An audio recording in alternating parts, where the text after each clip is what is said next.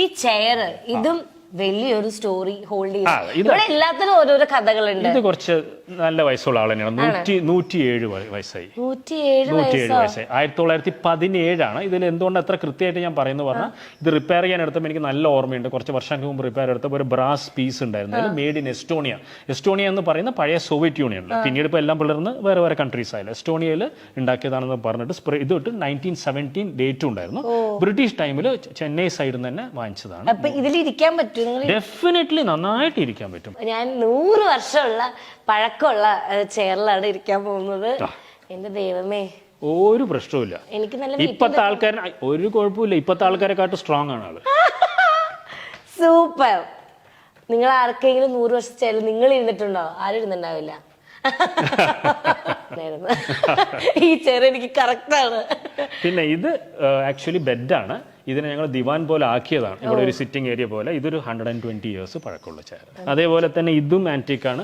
പക്ഷെ ഏറ്റവും മുത്തശ്ശൻ, അതാണ് ഞാൻ പറയാൻ വന്നത്. അതെ, മുത്തശ്ശി എന്ന് പറയാം. ഇതെന്റെ മുത്തശ്ശിയും കൂടിയാണ് ഇതിന് മുകളിൽ.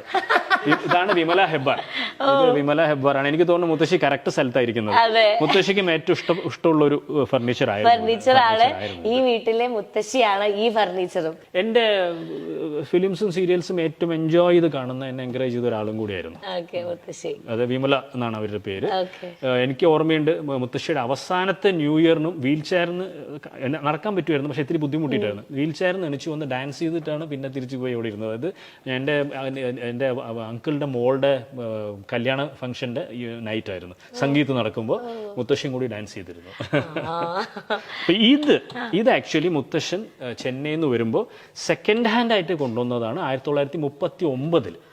ആ കാലത്തിൽ സെക്കൻഡ് ഹാൻഡ്, അതായത് ഏകദേശം പറയാൻ 150 മേലെ ഉറപ്പായിട്ടും ഉണ്ടെന്നാണ് എല്ലാ കണക്കുകളും കാണിക്കുന്നത്. 150+ ഇയേഴ്സ് ആയിട്ട്. ഇതിപ്പോൾ കാണുമ്പോൾ സാധാരണഗതിയിൽ യൂട്യൂബിൽ പറയുന്നവരെ ബടായി അടിക്കാതെ എന്ന് പറയണ്ട. കഷ്ടപ്പെട്ട് മെയിൻറ്റെയിൻ ചെയ്ത് ഭംഗിയാക്കി വെച്ചിരിക്കുന്നത്. അത് സത്യം പറഞ്ഞാൽ 100% അച്ഛനമ്മയ്ക്കാണ് അതിന്റെ ക്രെഡിറ്റ് കൊടുക്കുന്നത്. ഇത് ആക്ച്വലി മുത്തശ്ശനും മുത്തശ്ശിയുടെയും മുറിയായിരുന്നു. അവരില്ലാത്തതുകൊണ്ട് പിന്നെ ഇതിൽ ഗസ്റ്റ് റൂം ആയിട്ട് മാറ്റി. ഇന്ന് ആക്ച്വലി ഒരു ഗസ്റ്റ് ഉണ്ട്. പക്ഷെ നിങ്ങൾ കാണണം പറഞ്ഞതുകൊണ്ട് ആ ഗസ്റ്റിന്റെ അടുത്ത് പെർമിഷൻ ചോദിച്ചിട്ടുണ്ട്. വന്ന ഒന്ന് കാണിക്കും ചിലപ്പോൾ റൂമെന്നൊക്കെ. അപ്പൊ ഞാൻ കാണിച്ചു തരാം. ഞാൻ പറഞ്ഞ പോലെ ഗസ്റ്റ് ഇവിടെ ഉണ്ട്. അരുൺ, എന്താ ഒരു ബിഹൈൻഡ് വുഡ്സ് തിരക്കിലാണെന്നറിയുന്നു. നമ്മൾ ശല്യം ചെയ്യുന്നില്ല. തിരക്കൊന്നുമില്ല, പീസ്ഫുൾ ആയിട്ട് വർക്ക് ചെയ്യാണ്. ഈ പറഞ്ഞ പോലെ തന്നെ ആ ഒരു ആംബിയൻസ് കൂടിയാണല്ലോ. മെയിനായിട്ട് ഞങ്ങളൊരു പടം ചെയ്യാൻ പോകണ്ട. അരുണാണ് ഡയറക്റ്റ് ചെയ്യാൻ പോകണം. അപ്പൊ അതിന്റെ സ്ക്രിപ്റ്റിംഗിന്റെ ഫൈനൽ കാര്യങ്ങൾ നടന്നുകൊണ്ടിരിക്കുകയാണ്. അപ്പൊ ഞാനും അരുണും കൂടെ കുറച്ച് ദിവസം, അരുൺ കുറച്ച് ദിവസം ഫ്രീ ആണ്. ഞാൻ ഇപ്പൊ ഇത്തിരി മൊത്തത്തിൽ ഫ്രീ ആണ് കുറച്ച് ദിവസത്തേക്ക്. അപ്പൊ അരുൺ ഇപ്പോ ഫ്രീ ആക്കി വന്നതാണ് ഇതൊന്ന് ഫിനിഷ് ചെയ്യാൻ വേണ്ടിയിട്ട്. ഓക്കെ, അപ്പൊ കാര്യങ്ങൾ നടക്കട്ടെ. നമ്മൾ ശല്യം ചെയ്യുന്നില്ല.